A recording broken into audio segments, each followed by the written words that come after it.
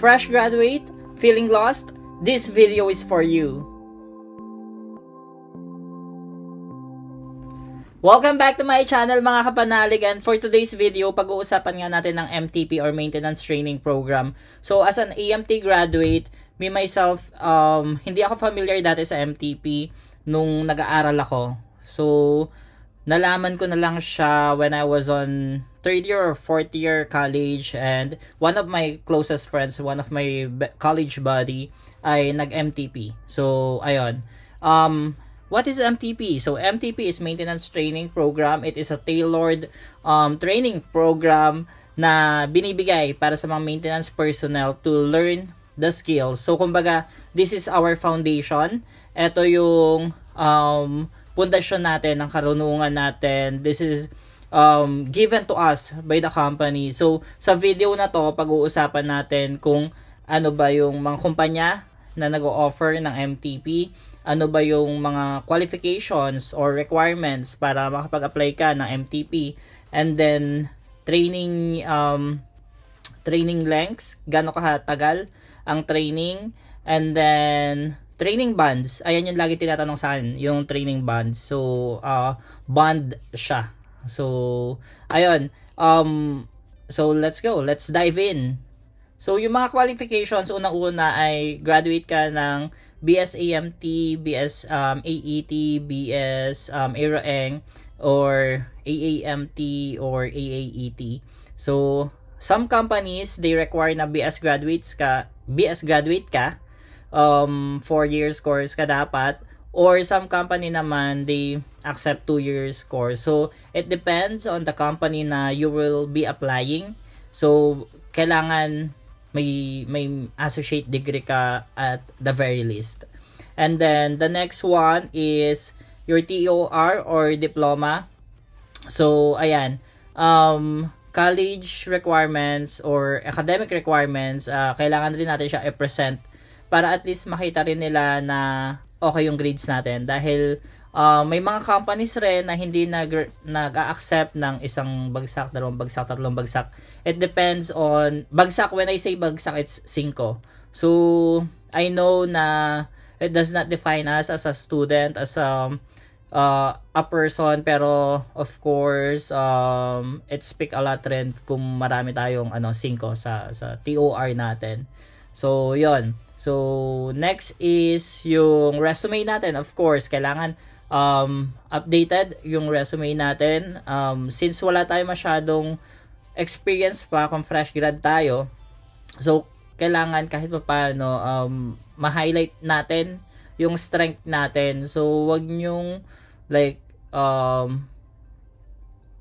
know how to do what do you call this, Microsoft Word, ganyan. So ilagay niyo na lang na proficient kayo sa Microsoft Office, 'di ba?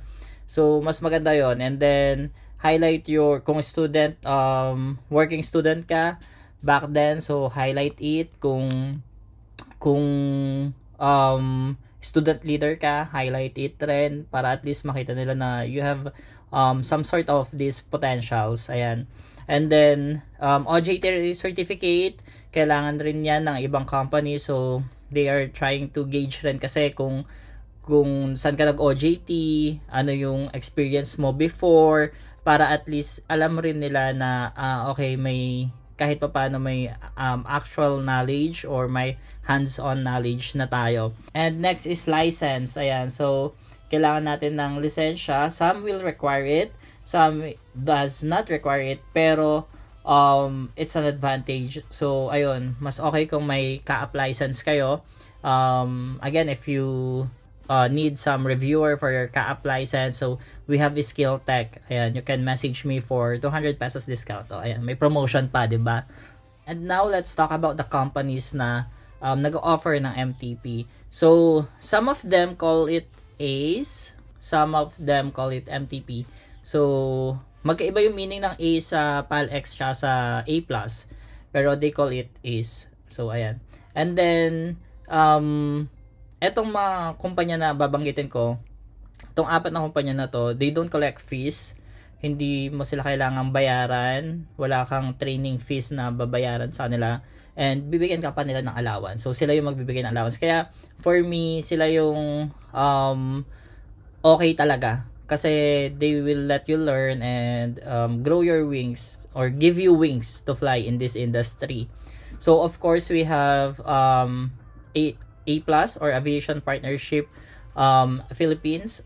So sister company siya ng Cebu Pacific. Sila yung biggest line maintenance provider sa Philippines. So they call it ACE. Ayan, as of the moment, as of recording, wala tayong nababalitaan or nakikitang post na hiring sila, but eventually, hopefully, mag-hire sila for ACE. Ayan, or MTP nila. So second is SIAEP or SIA Engineering Company Philippines, located at Clark, ayan, Clark, Pampanga. So sister company naman sila ng SIA Engineering Company sa Singapore. And then ayun, nag-hire rin sila ng mga MTP. So by category rin yung pag-hire nila. Meron silang for painter, for planner, for structure, ganyan. So okay rin sila. And then next is PAL Express. So PAL Express, tawag rin nila is ACE. And ayun, pag bulk rin sila magpa-exam, as in dire-diretso rin sila magpa-exam.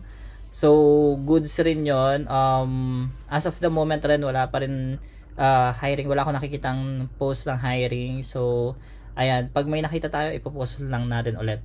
And then the last one is of course the number one siguro na nag-hire ng AMT, Avio, or ng Aeroeng or aviation professionals in general is Lufthansa Technic Philippines. So yan, ang dami kong tropa, ang dami kong classmates, ang dami kong seniors, and ang dami kong kakilala, colleagues na galing sa Lufthansa. As in, iba pa rin talaga na galing ka sa Lufthansa. Ang laki nila mag-hire, like per batch talaga yung hiring nila. Like sa isang batch, maybe 20, 30, and then they will hire multiple batch sa isang multiple batches sa isang hiring. So ayun, sobrang ganda, sobrang they are giving opportunities rin talaga sa mga fresh graduate. Let's talk about training lengths naman, or kung gaano ba kahaba yung mga training. So it depends sa company or sa kumpanya na papasukan mo, but normally it's 6 months to 1 year yung training. And dun sa apat na kumpanya na binanggit ko, may allowance naman. So carry pa rin kahit paano. Wag lang mabokya dahil I know some people na talagang hindi ni allowance wala. So at least dito may allowance. And then let's go na rin sa training bond. So yung bond kailangan, kasi binigyan ka nila ng free training, binigyan ka nila ng skills, binigyan ka nila ng qualification. So of course may catch yun, may kapalit yun, kasi hindi naman sila gagastos sa'yo para pakawalan ka lang agad. So some companies more or less 5 years, on average siguro 5 years kailangan mo mag-stay sa company. Pero ako, kung bata ka pa, kung ito yung first job mo, go lang. I mean, madami kang matututunan pa rin kasi. Madami kang matututunan. And I have friends na hindi na nila balak umalis ng Pinas kasi nakakayat na nila yung ladder, nagkakaroon sila ng ratings, ganyan. So ayun, kasi pag pinapadala ka for trainings, of course yun nga, company sponsored yon, so binabayaran nila yon. So ang kapalit nun ay pag stay mo sa company, of course, para magamit ka rin nila yung ratings na binigay nila sa'yo. So yun yung logic doon. So wag kayo masyado magmadali. For me kung hindi naman kayo sobrang gipit na gipit, wag kayo masyadong magmadali to go abroad, kasi maganda rin naman yung training ground talaga sa Pinas. So para at least paglabas yun ng abroad, or paglabas yun ng Pinas, handa na kayo, like hinog na hinog kayo. So ayun, so to close this vlog, ayun lang, just go for it, apply sa MTP. Mahirap yung exam. Actually, pag na-sort out ka, mahirap yung exam. I'm telling you guys. May in-examan ako dyan. Back then, ang hirap. Sabi ko, oh my God, ang hirap pala nito. Hindi siya easy peasy. So, ayun, paghandaan nyo rin yung exam kung matatawagan kayo for initial exam. And it's a long process. Yung process ng MTP naman, i-discuss natin sa different vlog natin. So, ayun lang. Maraming salamat mga kapanalig. And don't forget to follow me on my social media accounts at HappyPhilPH. And maraming salamat ulit sa panonood.